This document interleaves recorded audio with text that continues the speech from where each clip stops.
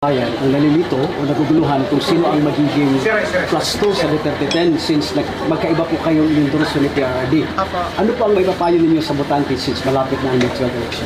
Iwan lang namin sa yung sa akin, dalawa yon, no? Si Aimee at si Camille, at iwan ko na lang sa ating mga kababayan desisyon. Basta nakita nila kung ano yung mensahe namin. Meron kaming video, meron kaming message ni Camille Villar, meron din kaming video, meron din kaming message ni Aimee. Ma'am, sinampahan po ng Department of Justice ang kasong qualified human trafficking si dating presidential spokesperson Harry Roque. Ayon po sa kay Harry Roque, bahagi po ito ng pagpababagsak sa mga Duterte since isa po siyang kaalyado. Any comment on this one?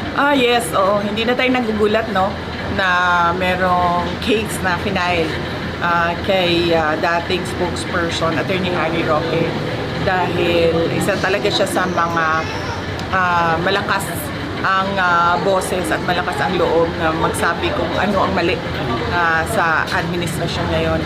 In fact, ako man ay naka-receive din kanina ng summons sa Office of the Prosecutor sa final ng National Bureau of Investigation na kaso laban sa akin.